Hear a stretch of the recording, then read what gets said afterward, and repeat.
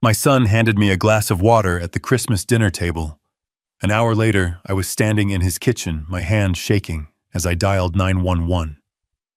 What I found wasn't just a family secret. It was a $2 million murder plot.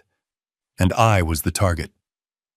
Before I tell you how this perfect holiday dinner turned into a crime scene, please let me know in the comments where you're watching from. And be sure to like this video and subscribe to the channel because you won't believe the trap I set for them in the end. The lie began at the dinner table. It always does. The centerpiece was a mountain of pine boughs and glittering ornaments so tall you could barely see the person across from you. In this case, that person was my son David. The table was laden with a feast that could have fed a small army, a perfectly browned turkey glistening under the light of a crystal chandelier. Everything was perfect, too perfect. My daughter-in-law Chloe raised her glass of wine. The diamond on her finger caught the light and shattered it into a dozen tiny rainbows. A toast, she said, her voice smooth as silk. To family, to success, and to a wonderful Christmas. David smiled, a wide, practiced smile that didn't quite reach his eyes. To success, he echoed, looking at me. It's been a great year for the firm. We just landed the Henderson account. I nodded, taking a small sip of water. Henderson account. It sounded impressive. But I had spent 40 years as a forensic accountant, a bloodhound for numbers that didn't add up. My entire life was about finding the lie hidden in the ledger. And my son's life was a ledger full of red ink. I knew for a fact that his firm was just him and a laptop in a rented office space. 6 months ago, he had come to me, his face a mask of shame, asking for a $50,000 loan. A short-term bridge, he'd called it. An investment opportunity he couldn't pass up. I gave it to him, of course. You always do. You tell yourself it's the last time that this will be the one that turns it all around. But as I sat there listening to them talk about their upcoming ski trip to Aspen and the new Lexus in the driveway, I did the math in my head. The $50,000 was gone, I knew that. But this display, this was something else. The watch on David's wrist was easily $10,000. Chloe's dress was from a designer whose name I only knew because my late wife used to dream of owning one. Their performance of wealth was costing a fortune. That's when I felt it. A dull ache in my chest, a gentle squeeze around my heart. I put my fork down. A wave of dizziness washed over me, making the chandelier lights blur into a single blinding star. I took another sip of water, hoping to clear my head. Stress, I told myself. The holidays are always stressful. The rich food, the emotional strain of seeing my son live a life built on a foundation of sand. It's just indigestion. But the pressure in my chest grew tighter. It felt like a band slowly being constricted. Dad, are you okay? David asked. The concern in his voice sounded almost genuine. I'm fine, I managed to say, forcing a smile. Just a little tired. Chloe, the meal is spectacular, truly. She beamed. Oh, it's nothing, Jacob. We're just so happy you could be here. The room felt warm, too warm. The scent of pine and roasting meat was suddenly suffocating. I needed to get up to move. If you'll excuse me, I said, placing my napkin on the table. I think I just need a glass of fresh water. I stood up, my legs feeling unsteady. As I walked towards the kitchen, I could feel their eyes on my back. The walk down the short hallway felt like a mile. The polished hardwood floors seemed to sway beneath my feet. I gripped the doorframe of the kitchen to steady myself. The room was a marvel of modern design, all stainless steel and gleaming white countertops. It looked like it had been lifted from a magazine. But just like their lives, the perfection was only on the surface. A pile of mail was shoved carelessly into a corner of the counter, a messy stack of envelopes threatening to spill onto the floor. I reached for a glass from the cabinet, and my sleeve brushed against the pile. It was all the force needed to upset the fragile balance. Letters and bills cascaded across the granite, scattering like fallen leaves. Damn it, I muttered, bending down to pick them up. bills from high-end department stores, a letter from a luxury car dealership, and then one envelope that made me freeze. It was from the Prudential Insurance Company. My name and address were clearly visible through the plastic window. I hadn't done business with them in over a decade. My heart, which was already beating uncomfortably, began to hammer against my ribs. I picked up the envelope. It had been opened. My training, my instincts, every alarm bell honed over a lifetime of uncovering deceit screamed at me. This wasn't my mail. It had been sent to my address, but David must have picked it up. Why, I knew I shouldn't. I knew it was a violation of privacy. But a deeper instinct, the instinct of a father who senses a profound danger, took over. My fingers, trembling slightly, pulled out the document inside. It wasn't a letter. It was a policy confirmation. The words swam before my eyes, stark and brutal in the cold kitchen light. Type of policy term, life insurance. Insured Jacob Peterson. Policy value $2 million. Policy start date 3 weeks ago. And then the final devastating line. Beneficiary David Peterson. Son. The air left my lungs. The pressure in my chest intensified into a sharp, stabbing pain. $2 million. He had taken out a $2 million life insurance policy on me. I sank against the counter, the smooth, cold stone doing nothing to cool the fire of betrayal that coursed through me. My mind raced, trying to make sense of the impossible. The loan, the lies about his success, the extravagant spending. It was all a desperate charade. He wasn't just in debt. He was drowning in it.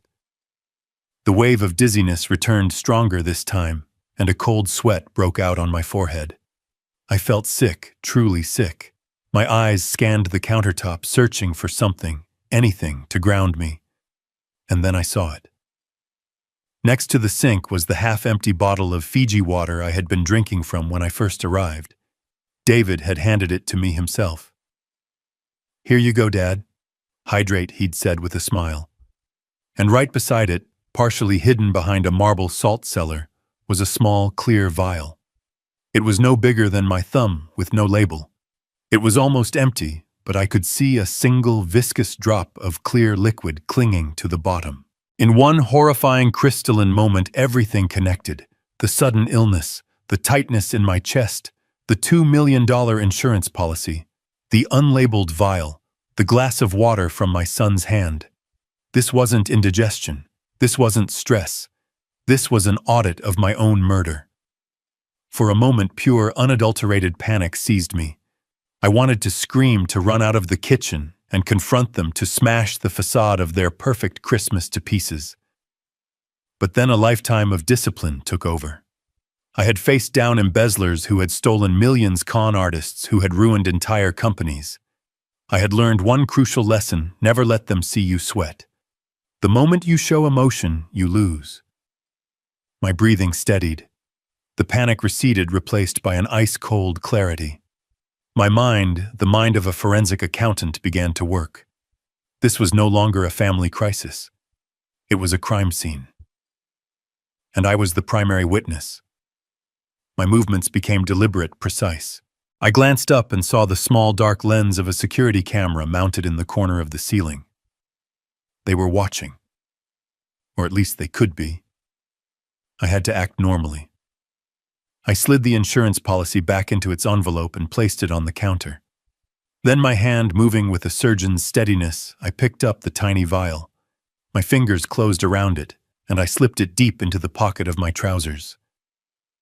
Evidence. I turned to the refrigerator, opened the door, and took out a new sealed bottle of water. I twisted the cap, the plastic crackling in the silent kitchen. I raised the bottle to my lips and took a long drink, letting the cool liquid soothe my raw throat. I needed to flush my system. I needed to think. After a moment, I composed myself. I smoothed my shirt, ran a hand through my hair, and pasted a neutral expression on my face. I was ready. I walked out of the kitchen and back towards the warm, golden light of the dining room. Back to the lies. As I sat down, Chloe looked at me with her perfect plastic smile. Feeling better, Jacob, I looked across the table past the ridiculous centerpiece and met my son's eyes. He was watching me, a flicker of something unreadable in their depths. I forced my own smile, a grim, thin line. "Much better, thank you," I said, my voice even and calm. The water helped. He nodded, satisfied, and turned back to his meal. But I kept watching him, this stranger who wore my son's face. He had no idea that the game had changed. He thought he was the hunter closing in on his prey. He didn't know that I had found the trap he had set for me, and I was no longer the prey. I was the man who was going to burn his entire world to the ground. The quiet of my resolve was the most dangerous thing in that room. It was my own declaration of war. The drive home was the longest 15 minutes of my life. Every pair of headlights in my rearview mirror felt like an accusation. Every shadow on the side of the road felt like a threat. I gripped the steering wheel, my knuckles white, the small glass vial a cold, hard lump in my pocket. It was a tangible piece of the nightmare, a tiny object that held the immeasurable weight of my son's betrayal. I didn't turn on the radio. The silence was my sanctuary, a space where I could finally let the pieces of the evening settle, not into a coherent picture, but into the jagged shards of a shattered reality. When I finally pulled into my own driveway, I didn't rush inside. I sat in the car for a long time, the engine ticking as it cooled. My house, the one where I had raised David, where my wife and I had shared 30 years of memories, looked back at me. It was a fortress of a life I thought I had built, but the enemy had not been outside the gates. He had been inside at my own table, sharing my bread. Once inside, I locked the door and drew the deadbolt. The simple metallic slide of the lock felt like the first sane action I had taken in hours. I walked through the dark, quiet rooms, my hand trailing along the walls. I didn't turn on the lights. I didn't want to see the photographs on the mantel, the ghosts of a happy family that had never really existed. In the kitchen, I placed the vial on the counter under a bright task light, examining it like a piece of alien technology. My first instinct, the raw human instinct, was to pick up the phone and dial 911, to scream into the receiver that my son, my only child, had tried to murder me for money. But then the accountant in me, the man who had built a career on cold, hard facts, took over. An accusation without irrefutable proof was just noise. It was my word against his. The word of an old man, perhaps a confused old man, against his successful, charming son. I needed more than a story. I needed a case. There was only one person I trusted to help me build it. I pulled out my phone, my fingers scrolling past David's name without a flicker of emotion, and found the number for Michael Vance, my lawyer for 30 years, and my friend for 40. He answered on the second ring, his voice thick with sleep. "Jacob, it's almost midnight. Is everything all right?" "No, Michael. Nothing is all right," I said, my own voice sounding distant, detached. I explained everything, starting with the dinner and ending with the vial sitting on my counter. I spoke in a monotone, laying out the facts, as if I were presenting a financial audit. The $2 million policy, the sudden chest pains, the bottle of water, the vial. I left out the emotion, the soul-crushing agony of it all. I just gave him the data. There was a long silence on the other end of the line. I could hear the faint sound of his wife asking if everything was okay. Finally, Michael spoke, his voice now wide awake and sharp. "Jacob, listen to me very carefully. Do not touch that vial again. Do not wash your hands. Put it in a sealed plastic bag. First thing in the morning, 8 a.m. sharp. I want you at the emergency room at St. Joseph's. Tell them you have chest pains and dizziness, and you're worried you might have ingested something. You have a heart condition, so they will take you seriously. You need a full blood panel done. Insist on a toxicology screen. I'll make a call to a friend in the administration to make sure it's handled properly. Don't call the police. Not yet. Let's get our own evidence first.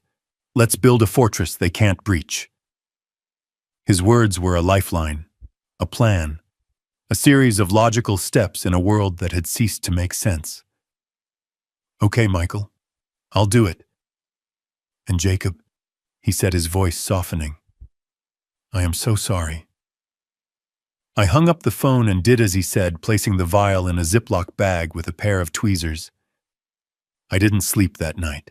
I sat in my armchair watching the hours tick by on the grandfather clock in the hall, each chime marking another moment I had survived. The next morning, I walked into the emergency room of St. Joseph's Hospital. The bright fluorescent lights and the smell of antiseptic were a harsh contrast to the festive decorations of the night before. I followed Michael's script perfectly. I described my symptoms, mentioned my existing heart condition, and expressed a vague concern that I might have accidentally taken the wrong medication. They moved me into a bay and hooked me up to monitors. A young doctor came in, his face etched with concern. He listened patiently, then ordered the tests. Blood was drawn, questions were asked. I felt like an observer in my own life, a character in a play whose lines had been written for him. I answered everything truthfully, but I kept the core of the story, the betrayal, locked away. Hours later, the doctor returned a chart in his hand and a perplexed look on his face. Mr. Peterson, this is unusual, he began. Your EKG is a bit irregular, but what's more concerning is your blood work. We found traces of a drug called amiodarone in your system. It's a powerful antiarrhythmic drug. Is that something you've been prescribed? No, doctor, I said, my voice steady. The only thing I take is a low-dose beta blocker. He frowned, looking at the report. This is a clinical dosage, a significant amount. For a patient with your specific heart condition who isn't being monitored for it, a dose like this could be extremely dangerous. It could easily induce a cardiac event that would look, for all intents and purposes, like a natural heart attack. There it was. The mechanism. The how.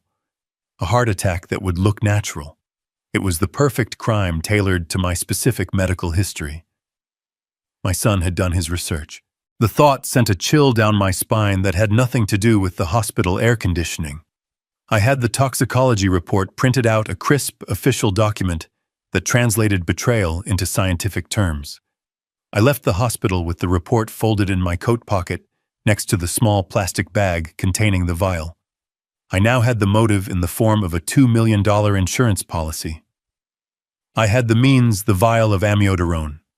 And I had the proof, a hospital report confirming the presence of that exact drug in my bloodstream. The fortress Michael had spoken of was built. The foundations were solid. When I got home, I laid all three pieces of evidence on my kitchen table: the insurance policy, the bagged vial, and the toxicology report. It was a holy trinity of malice. My son's greed, his cruelty, his utter disregard for my life, all laid bare in black and white. There was no more room for doubt, no more space for a father's desperate hope that he was somehow mistaken. There was only the cold, hard truth. I picked up the phone.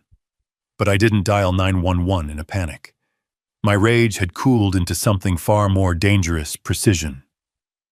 When the operator answered, my voice was calm, measured, and clear. I'd like to report a crime, I said. I'm reporting a case of life insurance fraud. There was a pause on the other end. Sir, can you explain what you mean? Yes, I said, looking at the evidence on my table. My son recently took out a $2 million life insurance policy on me without my consent. And I have reason to believe, along with medical evidence to support it, that he has made a direct attempt on my life to accelerate the claim. I gave her my name, my address, and my son's name. I spoke with the authority of a man who had all the receipts. I wasn't a grieving father. I wasn't a hysterical victim.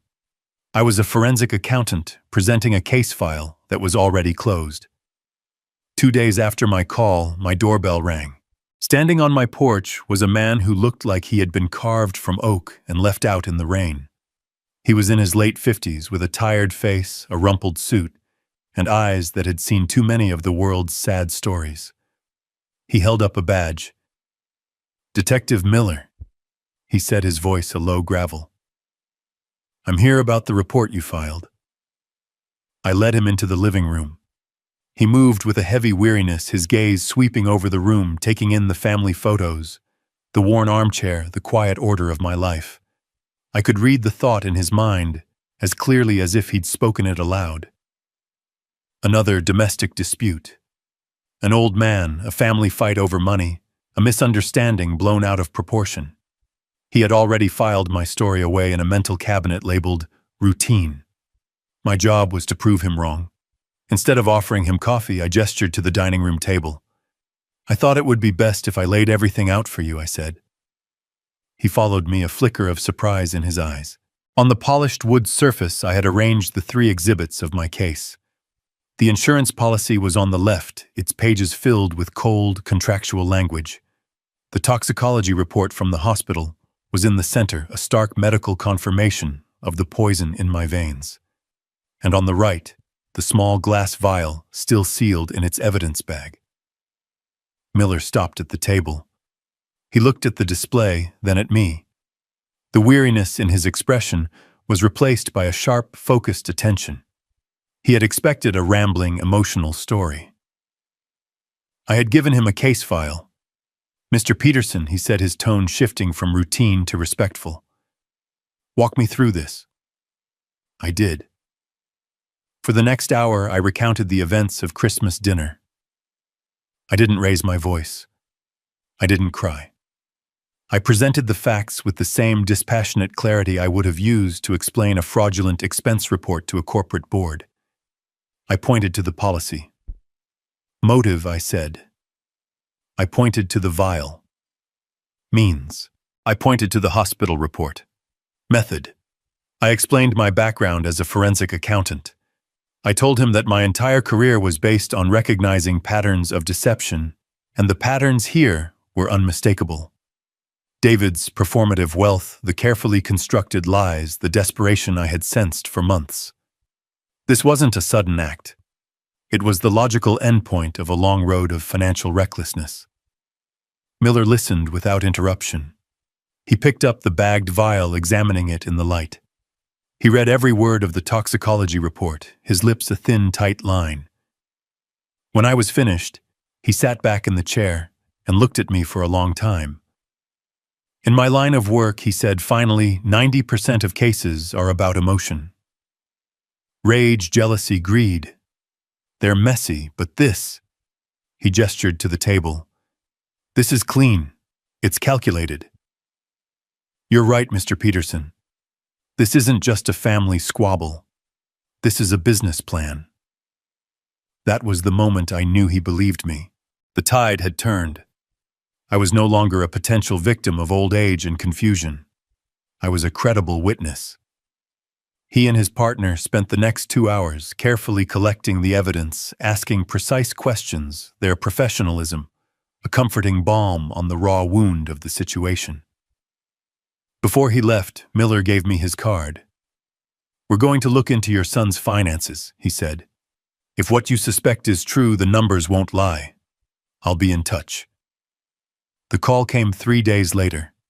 Jacob Miller said, dispensing with the formality of my last name, "We're digging, and it's worse than you thought." I sat down in my armchair, the phone pressed to my ear, and listened as the detective painted a portrait of my son's secret life. The illusion of wealth was financed by a mountain of debt. Miller listed the figures with the grim cadence of an executioner. $150,000 in credit card debt across 8 different cards, a second mortgage on their house that had bled out all their equity, and the final nail in the coffin, a $60,000 loan from a private lender in Philadelphia. "This isn't a bank," Jacob Miller explained. "This is a loan shark. The interest rate is criminal, and the payment was due last week. Your son was out of options. He was cornered. The ski trip to Aspen, the Lexus. Chloe's designer dress. It was all a frantic, desperate attempt to keep up appearances while the walls were closing in. The $2 million insurance policy wasn't just an opportunity for them. It was a lifeline, the only one they had left. The motive was no longer just a theory. It was a mathematical certainty." "We brought them in for questioning this morning," Miller continued. "And what did they say?" I asked, though I already knew. Miller let out a short, humorless laugh. It was a performance worthy of an Oscar. Your daughter-in-law Chloe turned on the waterworks the second we sat her down. She said it was all a terrible misunderstanding. That they bought the policy to protect you as a safety net for your old age. She said you've been forgetful lately, confused. She suggested you might need a medical evaluation. My blood ran cold. They were trying to paint me as senile. It was a classic cruel tactic. And David, I asked. He played the part of the outraged, devoted son. He was indignant. He threatened to sue the department for harassment. He said he loved you more than anything, and that he couldn't believe his own father would make such a monstrous accusation. He claimed he found that vial in the park and picked it up because he was worried a child might find it. He was good, Jacob. He was very convincing. For a moment, a sliver of doubt crept in. Could I be wrong? Was this all the paranoid fantasy of an old man? But then I remembered the cold certainty I felt in that kitchen. I remembered the years of lies that had led to this point. No, this was not a fantasy. This was their final, most audacious deception. They are lying, detective, I said, my voice low and firm. I know, Miller said. Their stories are good, but they don't match up on the details. They're counting on us seeing a grieving family, but I see two co-conspirators. The problem is, without a confession, it's still a tough case. A good defense attorney could create reasonable doubt about the vial. They could argue you took the medication yourself by accident. This was the moment. This was the reason Miller had called. He had the structure of the case, but he needed more. He needed the context that only I could provide. He needed the ammunition to blow their stories apart. Detective, I began, my mind sifting through a lifetime of memories of receipts kept and promises broken. Let me tell you a few things about my son's history with money. Ask him if you would about the $50,000 loan I gave him 6 months ago for a can't-miss tech investment. I have the bank transfer records. I was never told the name of the company, and I have never seen a dollar of it back. I could hear Miller typing on his keyboard. And while you're at it, I continued, ask Chloe about her luxury handbag business, the one she started 2 years ago. It might be interesting to look up the public bankruptcy records for that company. She left a dozen small suppliers unpaid when she folded it. Keep going, Miller said, his voice tight with interest. 10 years ago, my late wife's pearl necklace went missing from her jewelry box. David swore he knew nothing about it. 2 weeks later, I quietly visited every pawn shop in a 50-mile radius. I found it in a shop in Trenton. I have the receipt from where I bought it back. I never confronted him. My wife was ill and I didn't want to cause her more pain. But I kept the receipt. I was opening the family vault, revealing the rot and decay that had been hidden for years. Each memory was a painful admission of my own blindness, of my own unwillingness to see the truth. But now each one was also a weapon. One last thing, detective. When you asked David about his finances, did he mention the trust fund my wife left him? The one he emptied in 6 months to buy a sports car and take a trip to Monaco. He was 25 at the time. I have the statements from the bank. It established a pattern, you see. A long pattern of recklessness and deceit. I stopped, my breath catching in my throat. I had laid the entire history of my son's failures bare. It was the most difficult thing I had ever done. There was a long silence on the other end of the line. When Miller finally spoke, his voice was different. The professional collaboration was gone, replaced by something harder, something resolute. Thank you, Jacob, he said. That's the ammunition I need. They think they're playing a game of chess with a confused old man. They don't realize they're playing against a grandmaster. The phone call that sealed their fate came on a Thursday afternoon. It was Detective Miller. His voice had lost its usual weary tone. It was now sharp-edged with the thrill of the hunt. We got it, Jacob, he said. The smoking gun. I sat down, my hand tightening on the receiver. What did you find? The drug amiodarone. It's not easy to get without a prescription, but it's not impossible. We started digging into online pharmacies, the kind that operate in a legal gray area. It took some time, but we found a transaction from a Canadian website shipped to a P.O. box about 20 miles from your son's house. The purchase was made 5 weeks ago. How did they pay for it? I asked, already knowing the answer. They wouldn't have been foolish enough to use their own credit card. A prepaid Visa card, Miller confirmed. Bought with cash from a 7-Eleven. They thought they were clever that they were leaving no trail. But they made a mistake. The P.O. box was rented under a false name, but the application was filled out online. And the IP address from that application? It traces back to a coffee shop just 2 blocks from David's office. We have him on security footage from the cafe laptop open at the exact time the application was filed. On top of that, the pharmacy's shipping records combined with the tracking number show the package was delivered a week before Christmas. We have enough, Jacob. We have more than enough. The net is closed. A wave of something that wasn't quite relief washed over me. It was a grim, hollow finality. The last ember of hope, the father's desperate, irrational wish that there was some other explanation, was finally extinguished. There was only the cold, hard ash of the truth. So you'll arrest them now. Warrants are being drawn up as we speak, Miller said. We can pick them up this evening. This was it, the moment of justice. But a different thought, a different plan had been taking shape in my mind for days. It wasn't enough for them to be caught by the police. That was an external force, something that happened to them. I wanted them to understand the full scope of their actions, the totality of what they had thrown away. They needed to see the checkmate not just be swept from the board by a stranger's hand.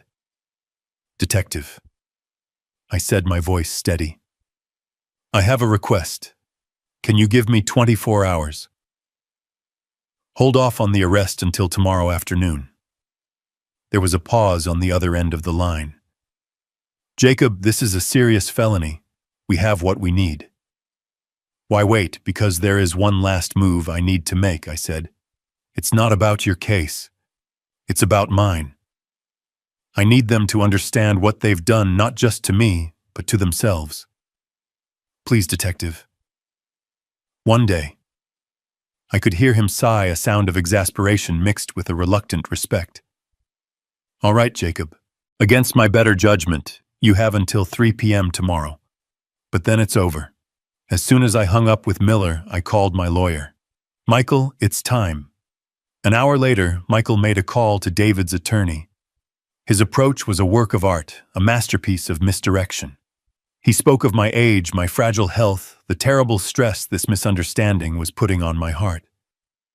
He painted a picture of a lonely old father, perhaps regretting his rash accusations, horrified at the thought of his only son being involved in a police investigation.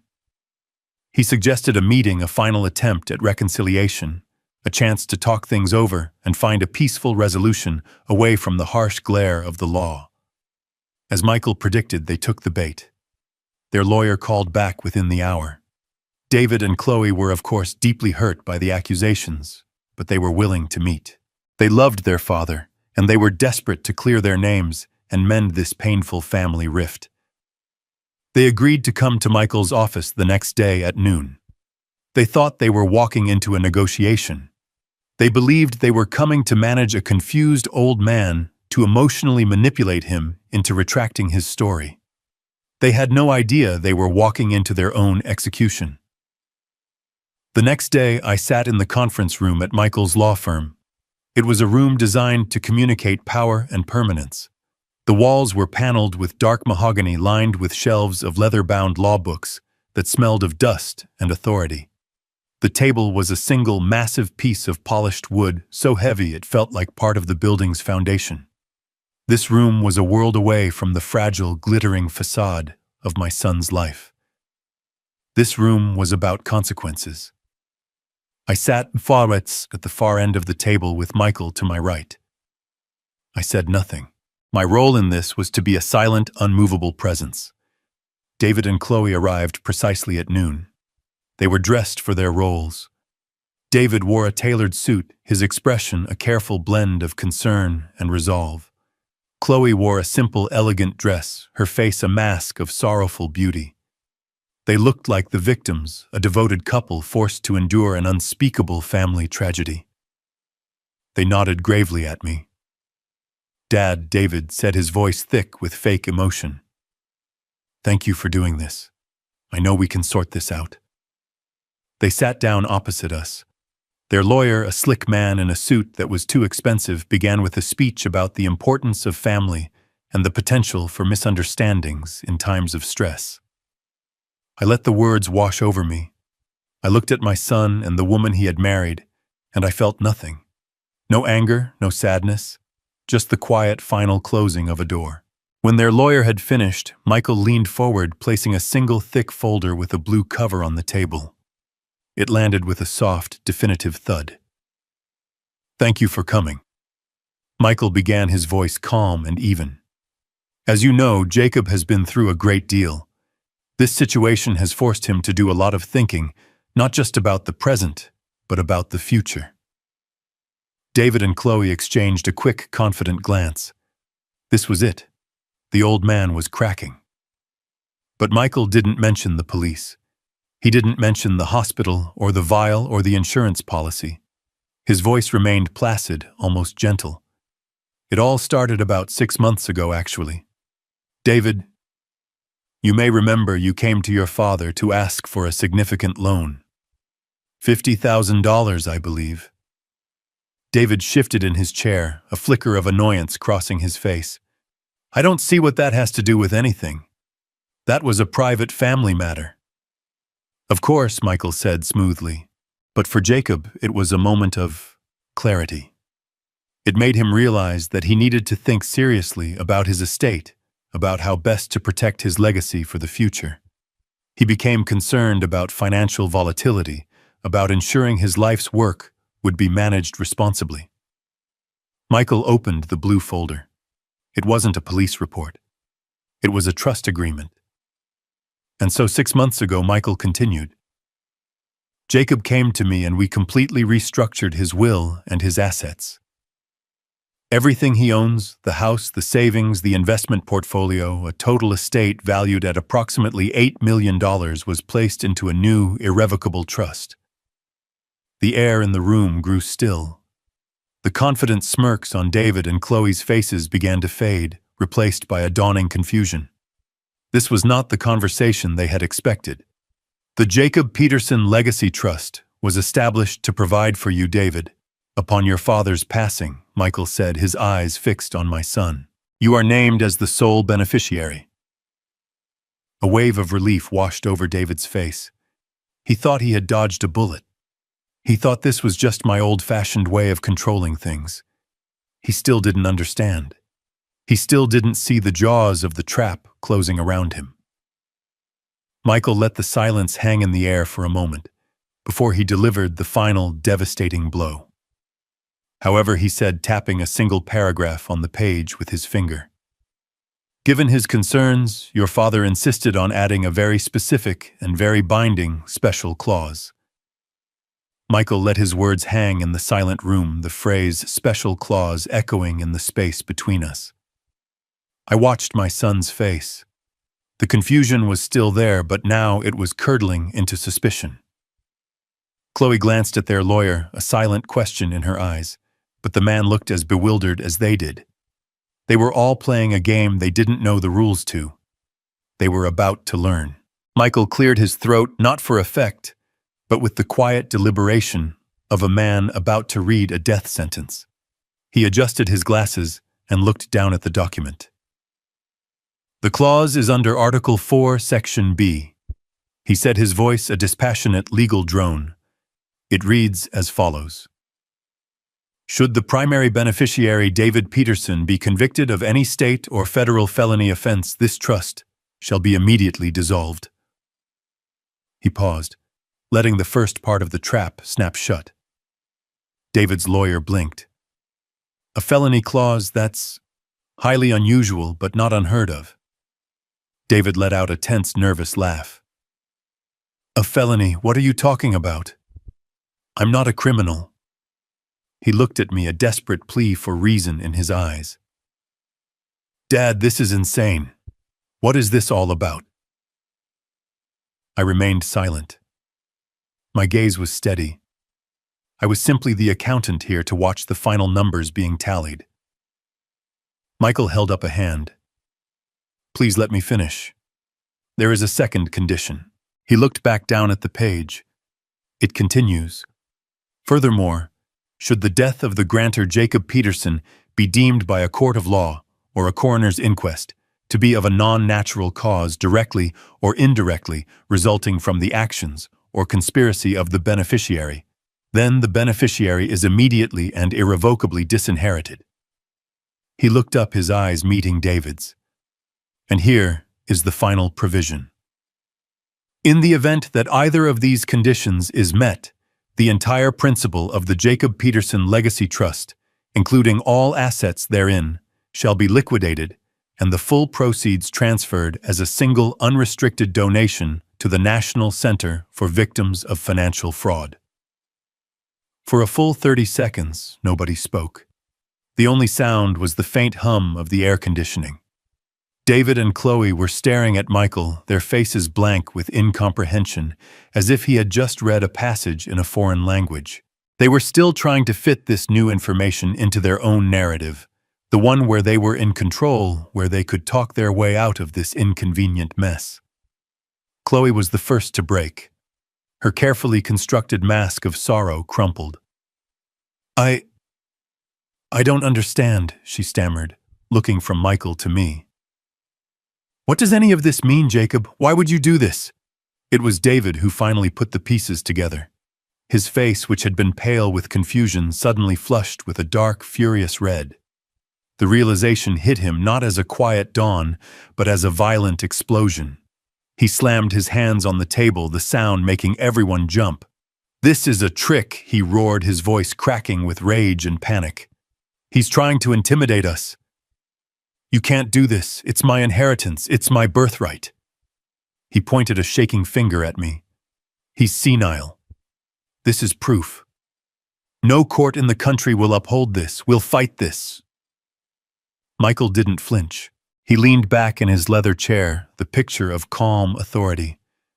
On the contrary, David, he said, his voice soft but unyielding. The trust is irrevocable. It was signed and witnessed 6 months ago.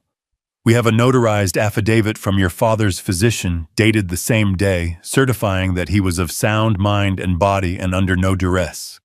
We also have a video recording of the entire signing process. It is, I assure you, ironclad. The fight drained out of David's face, replaced by the hollow gray look of utter defeat. He sank back into his chair. He finally understood. They both did. I watched them as the full devastating weight of my trap settled upon them.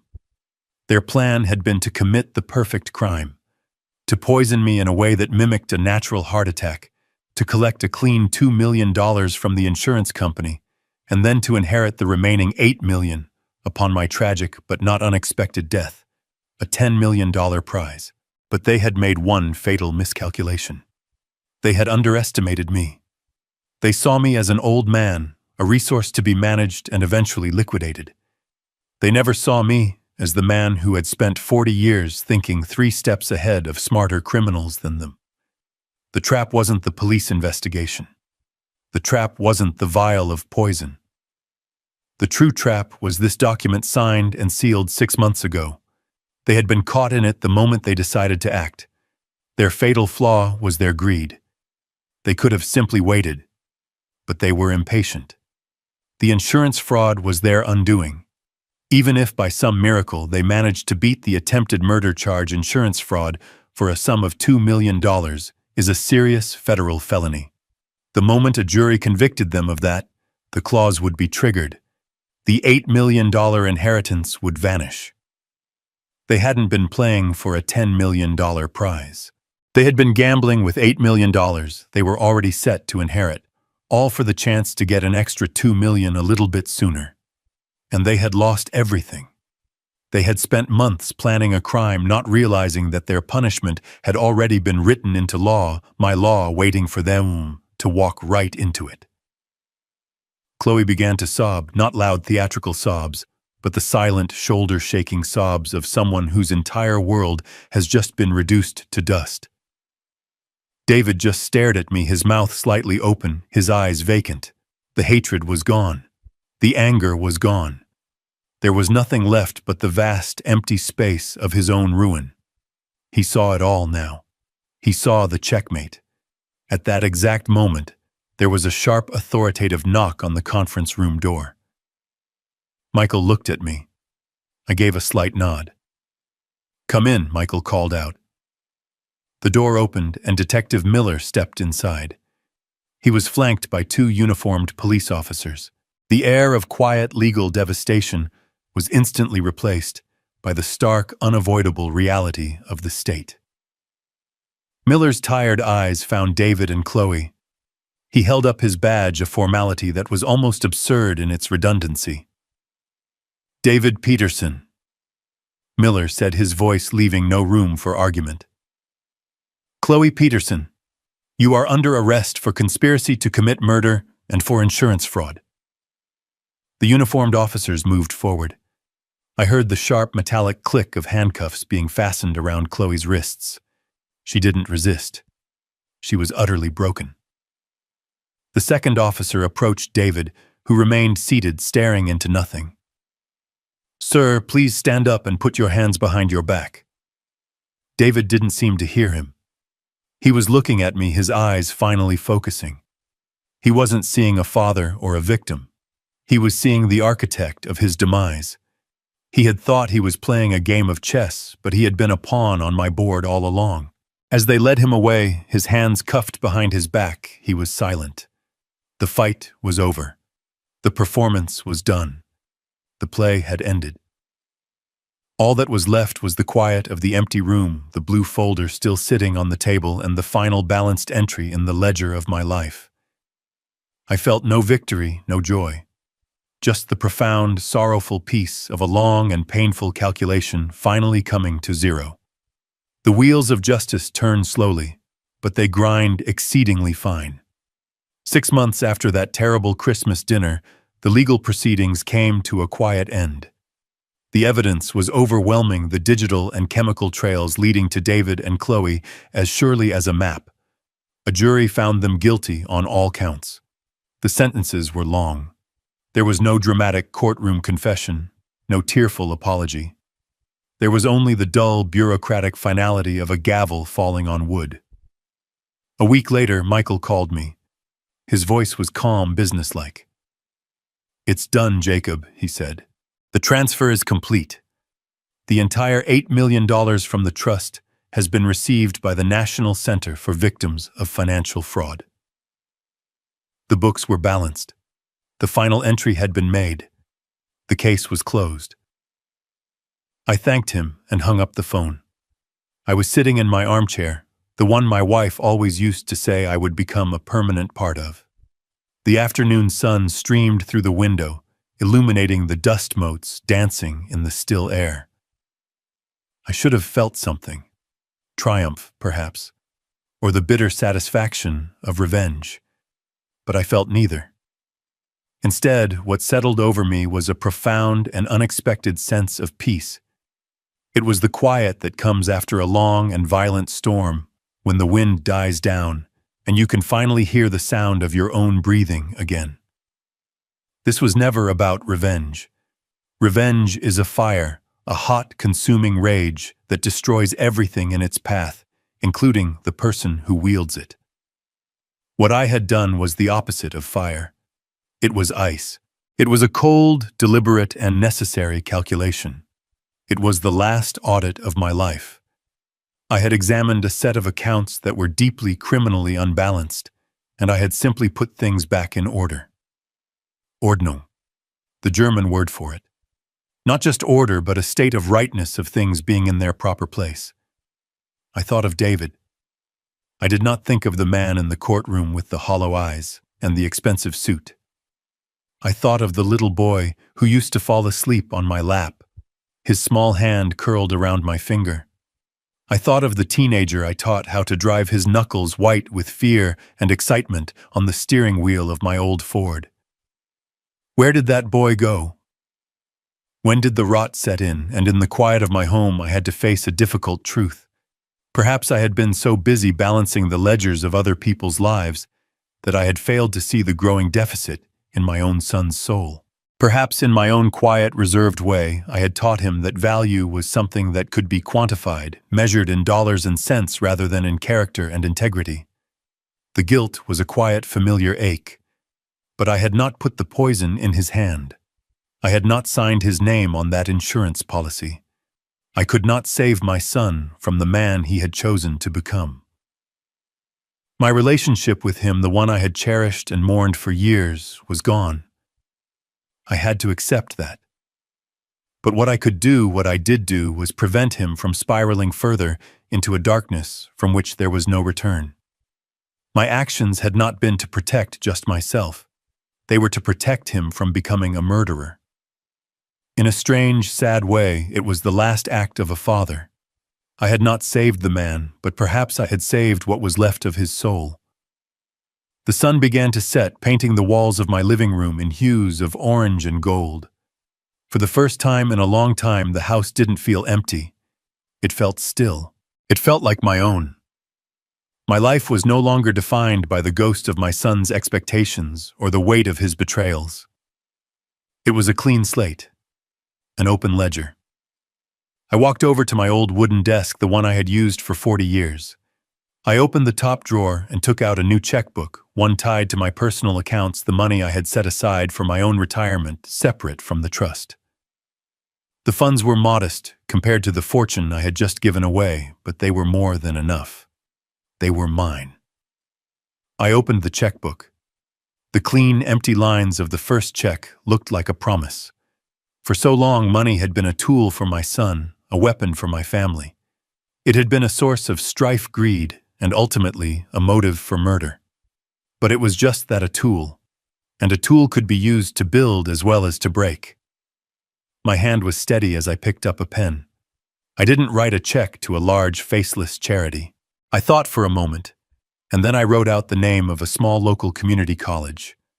I made the check out for an amount that would fund a full scholarship for one student.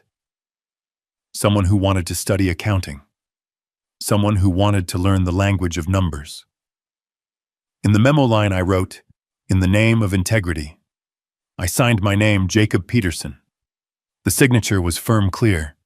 It was the signature of a man who knew his own worth, a worth that had nothing to do with the balance in his bank account. As I tore the check from the book, I realized I wasn't mourning a lost fortune or a broken family. I was investing in a future where order and honesty still mattered. I had learned that true justice isn't about punishment. It's about restoration. It's about balancing the books in a way that creates a better world, however small the entry may be.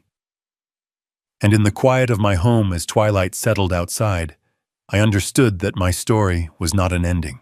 It was a new beginning, a new ledger with a new purpose. And for the first time in a very long time, I felt truly peacefully solvent. This story teaches us that true strength is rarely loud. It is the quiet, calculated resolve of a person who has been underestimated. It shows that wisdom, when paired with patience, is a more powerful weapon than greed. The greatest justice is not found in fiery revenge, but in the calm, deliberate act of restoring order and protecting one's own dignity. We learn that even after the deepest betrayal, it is possible to find a new purpose, transforming pain into a force for good. It's a profound reminder that a person's true worth is measured by their integrity, not their inheritance. What did you think of Jacob's ultimate plan? Let us know in the comments below, and don't forget to like and subscribe for more stories of justice being served.